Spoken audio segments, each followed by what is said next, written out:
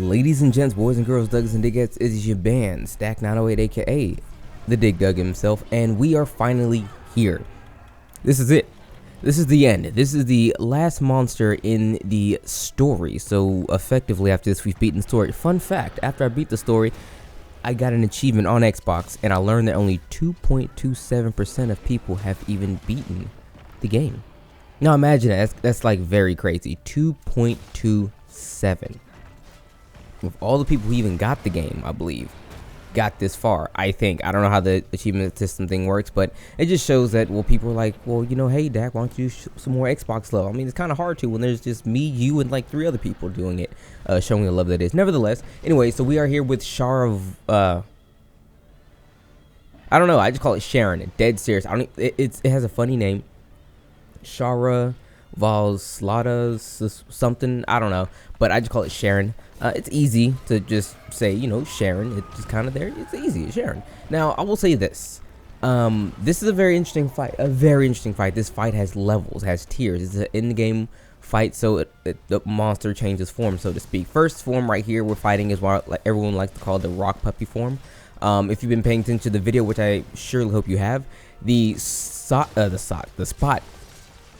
I was at where I flint shot the monster is the only spot that I know personally. There's another, but it's the only spot that I know that you can do that, where a rock would come down and it'll fall on its head, doing even more damage. There's another spot, I try to find it, but unfortunately I don't know exactly where that spot is. If anyone does know the spot, please, I implore you to put it in the comment section. I'm currently looking for it in the sky right now, looking for whatever rock that's actually jutting out, because I've never had to do it myself.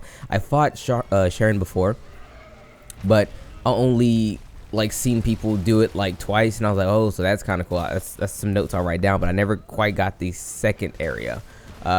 Nevertheless, if you can get both of these, it'll be great because it'll do a lot of damage to the monster. The whole point of this first actual half right here is to do as much damage to the face and chest as possible. Mostly the face. You would like to use, if you're having a gun lance in your hand, you kind of want to do what I do.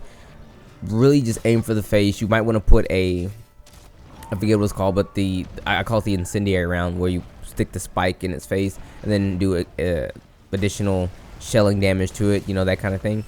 Or if you're any other type of user, just really put as much effort as you can into the monster's face, because you want to break it. Once you break it, he loses his outer coating and then goes into his next form, stage 2, if you will. Nevertheless, in this form, it's not that difficult. It really isn't. He's very slow in this form. He does have a couple attacks that are quite interesting. He does have liquefaction. That is where he takes the ground around you and then, like, using intense vibrations, turns it into sand. That is an ongoing theme that he will have. But again, later on, we'll learn that he has additional themes as well. But for the most part, liquefaction is one of his stronger points. It's not too dangerous in the beginning.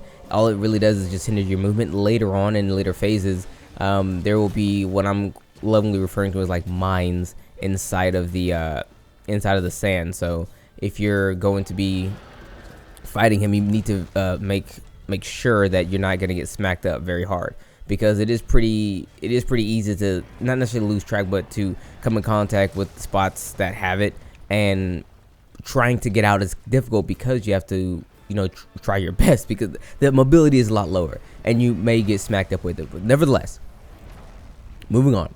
So in this form, like I said, he does move slow. He has very slow attacks. They hit very hard. He has an attack where he'll jump he just on all fours, jump straight in the air and come back down. He doesn't gain a lot of ground when he does this, but it's a devastating attack, so you don't want to be nearby. He does have what we lovingly refer to as the bulldoze, where he throws what his wings are in front of him on the ground and run in one direction and turn around and do in the other direction. And then he has just a couple of very easy attacks, nothing too noteworthy. So in this form, you should be okay. You shouldn't cart in this form. You can see everything coming a mile away. This form is nothing. It's when he gets to his next form, the next 2 forms. His second form is technically like his 99.9% true form. The only difference between the second and his third form is in the third form, he opens his eyes. It's weird. His eyes are closed in the second form, but in the second form, that's when he has his full suite of attacks available to him. Well, not really. He's missing a couple, but for the most part, he has his full suite of attacks available to him. And it is then where he gets incredibly annoying to fight. not so much difficult in the beginning if you don't look at it from a broader perspective, which I guess I luckily am able to do so. But he has a lot of abilities that force you to get very, very close to him. And then when you're very, very close to him, some of his attacks will do the opposite, make you want to get very, very far away from him, but you don't. By no means do you want to be far away from him. And truth be told, you kind of don't want to be in his face too much, unless you have guard up, a great amount of mobility or evasion properties, because he has a couple attacks where he shoots pressurized air from the tip of his wings. So his wings don't actually get webbed. They still have those long fingery tippy thingies there. They shoot pressurized air from them, and it makes it very hard for you to, you know what, we're editing forward because there's nothing to say about the rock thing. Moving forward, now we're at the other guy. You get to see his wingtips, and he has the pressurized air coming from them. That is his main means of smacking. Okay, he smacks with that, and he likes to control where it goes. He can control them individually. He can do groups at a time, so he can bring it towards you. He can bring it around his body. It's very difficult. He makes being in the middle ground, mid-range, is almost a no-go. You do not want to be mid-range with him. Hell, you don't really want to be long-range with him either, because he has this super beam attack that is very, very, very damaging. If you were to block it, it actually has multiple hits to it, so you actually lose more health blocking it. Dead serious, you lose more health blocking it than you do just getting hit by it. I have no idea how this makes sense. It might be because when you get hit by it, you get hit once, but when you block it, you have to block it multiple times. I think it's like 3 or 4 times you have to block it, and the chip damage is absolutely severe, even with guard 5. And you need guard up to actually block this, because it is a beam. Heck, you need guard up to block any of those attacks, any of the pressurized air things, because they all are beams. So unless you have guard up, I recommend you don't really go in here with a lance or a gun lance. On this set I do not have guard up. I learned that the hard way, where I get hard bodied by one, a beam that is, and I was like, oh right, I don't have guard up, this is going to be a bit of a problem. Nevertheless, I highly recommend that in order to actually fight him very well, if you're not high mobile like myself, because if you are, you can get away with fighting him close to his face, where you can do more damage with his face and his front limbs. But if you're not high mobility, and you don't necessarily have a gimmick, so to speak, like a means of movement, or like if you're a great sword, you can smack incredibly hard on his head, just given a few seconds. If you're like a gun lance or a lance that have to rely on multiple hits over a set period of time, get towards the back of his legs. And I'll admit, if you're lancing or gun lancing, this monster is designed to not be fun, because Xeno'jiiva and another monster that we have yet to talk about, but we will talk about very soon, they are very anti-lance. These monster types are very anti-lance, because we need to hit the same spot over and over and over again, and these spots aren't very readily available to us, and it's weird. Other weapons like dual blades and longsword and dual blade, longsword, sword and shield, they get away with it because they have more mobility, and they do the same thing we do, have to hit the same spot over and over again. But we have no mobility. It's kind of weird, you know, when you can move from one arm to the next arm very quickly, versus us, we have to slowly, lumberingly get over there. It's more of a difficult thing. So if you are this kind of person, if you're slow and lumbering, try to stick towards the back, because it's a little easier for you to actually get a lot of your hits off. With that being said, it's gonna take you a while. You do want to utilize as much time as you can, trying to, like, if you can get a hard knockdown, or if you can get him to tire out, you really want to do damage to the face, you want to use your flint shots, things like that, because that is the weak spot, of course. Once you do enough damage, he will go into his third and final phase, awoken form, if you will. His eyes will open up, and he will have access, I think, to 2 other attacks. The liquefaction with the mines in the sand.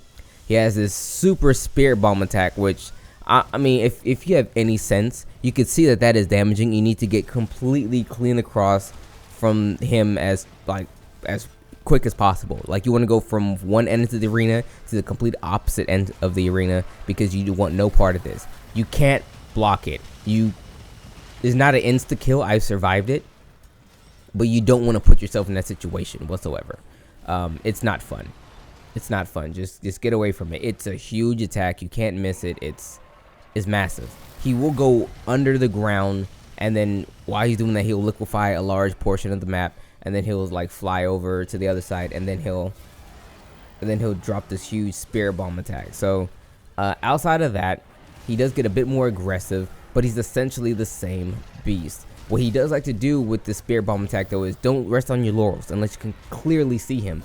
He will throw the spirit bomb and immediately do that big hyper beam attack as a mix up, because when he drops the spirit bomb, a lot of sand gets kicked up and you can't really see it too well. So you're thinking, well, if he can't see me, then I'm safe. Well, the answer to that is he's AI. It's a video game. He can see you.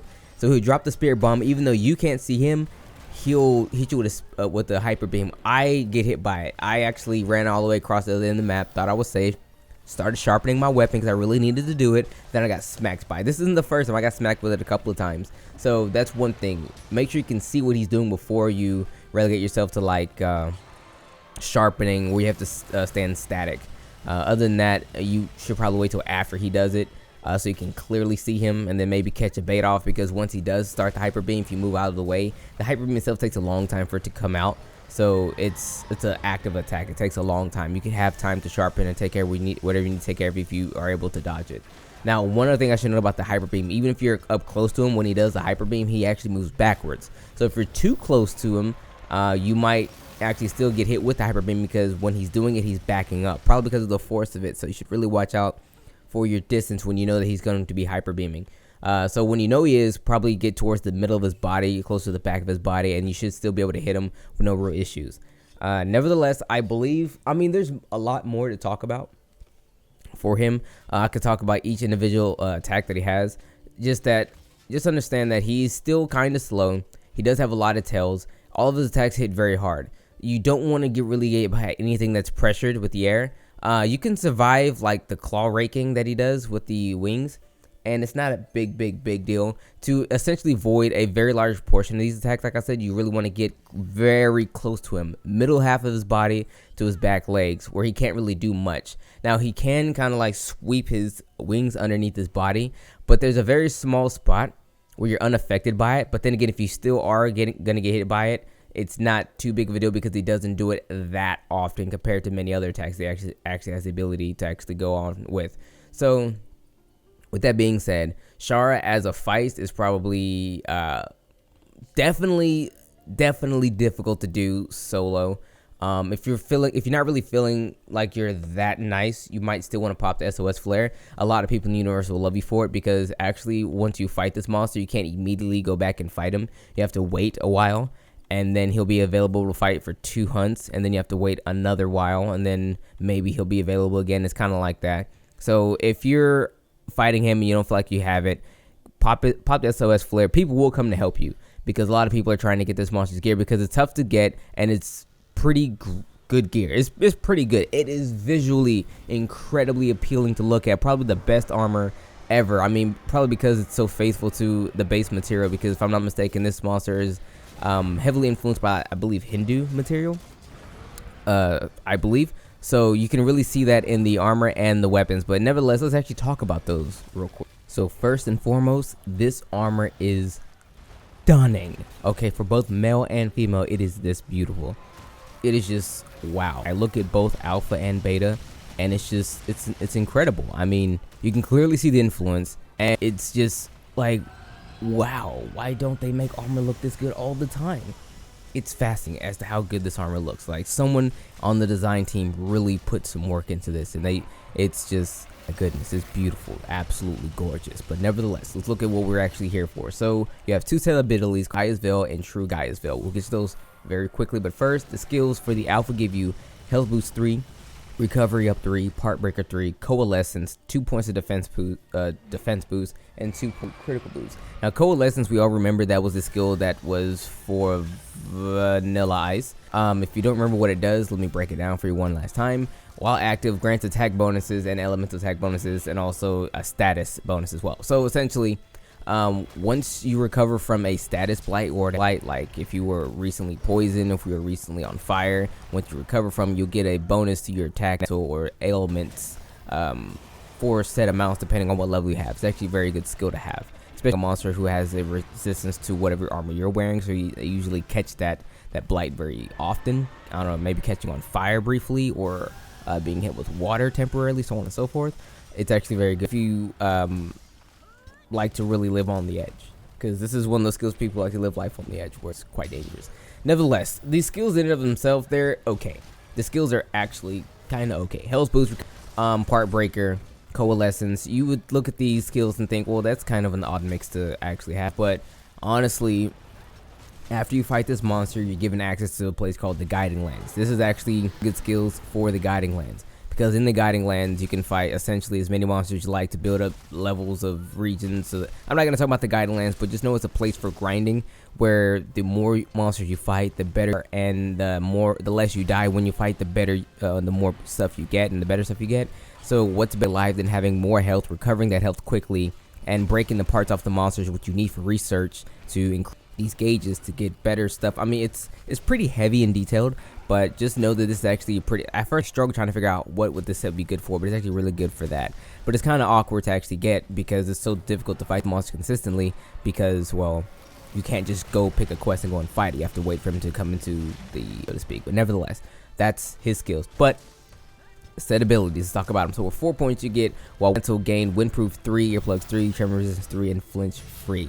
This is essentially Rocksteady, but the true one is full Rocksteady. So just wearing any mantle, you Rocksteady. But to get the full effect, again, you would have to wear all 5 pieces. So it makes Rocksteady mantles useless. It does. It frees up that slot, because Rocksteady mantles take a long time to recharge. Things like the Assassin's Hood or the Ghillie Mantle, and gain the effects of whatever they usually give, and then Rocksteady. So it's kind of cool for people who like to use mantles a lot, like myself, actually. Would I use it with a full set of this? I don't know. Maybe I'll use more beta, but I think the armor is very good. It has lots of utility and versatility. The set ability isn't the smackiest, but it's for people who like using mantles. And it's kind of cool that we finally got a mantle-centric ability, so to speak, in this regard, that is, versus things like Tool Specialist or whatever. So if you are someone who likes to use Tool Specialist, if Tool Specialist is one of your favorite skills, and it's a skill that you use quite a bit because you like to use mana-like for, you know, the extra what do you call it, decoration slots or whatever, really like to be very optimal, this might be an ability you might look into. But then again, if you're that optimal, you might not want to use the set because of all the optimal things that you usually like to run. But nevertheless, it's still a really good set to have because of the abilities, and the set ability isn't like too bad itself. I just wish it wasn't 4 or 5. If it was like 2, 3, it would be a little OD. So maybe like 2, 4, and it'd be very good. It'd be very good if it was 2, 4. Nevertheless, that's what it is. Now, its weapons, let me say this, its weapons have no element. They awaken to dragon, usually a great amount. They don't have negative affinity. They go purple with handicraft. They have a really deep sharpness. They have a very high attack. As it stands right now, I think they have like the 3rd highest attack. Rajang being number 1, I believe, currently in this case, but he has negative affinities. And then there's some weapons out there with 660. Well, I'm talking about lances, but there's other weapons, I think, slightly higher than his, but his are still very, very good. Very, very, very good weapons. I use them all the time when it comes to using elementless lances, gun lancing. The only other weapons that are actually kind of close in that regard are maybe Pink Raytheon, Gold Raytheon, which you guys have yet to see, and Acidic Lavinus, because they have the higher attacks, but Gold Raytheon has like poison or whatever. So if you're not about poison and you really want to use element, his weapons are probably the best to run elementless with, because it has much better sharpness than that of the Acidic Lavinus. So if you're about that elementless life, this is probably your best armor, best weapons to run with, because it does have a large amount of white sharpness and a decent amount of purple when you handicraft it. But nevertheless, I believe his gear is top notch, if not the best. So yeah, there you go. The armor and weapons are very fantastic. I suggest running, if not the armor, at least a weapon or 2. Okay, so with all that being said, let's wrap it up in a nice juicy bow. What is this monster called? Sharon. I forget. The name is interesting. It's like Shara Isvalda. I think I got it right that time. Yeah. Anyway, Shara is actually really, really good. It's a very unique, very comp monster. A monster that really keeps you on your toes. It's a very difficult fight. It's not your garden variety pushover of an ender. Now, I will say this though. Compared to other end game like final monsters that I fought, I will say this about him. He is probably only going to be remembered in and for just the 5th generation. He doesn't have that thing about him that makes you want him to return. Like, let's say hypothetically we're talking about a Monster Hunter 6 here. I would want Fatalis to return, Gogmazios to return. If Alatron came back, I mean, I'd be mad, but I can kind of see why. But yeah, I don't see my man Shara being in that same category. You know, he's a tough fight, yeah, but there's something that he's lacking. He's lacking that appeal, that user appeal. Like, he himself as a monster just isn't like, it's not like he's not flashy enough. It's just that I feel like he's definitely, he just doesn't fit well in the mold of just being a monster in multiple places. I feel like this is where he's at.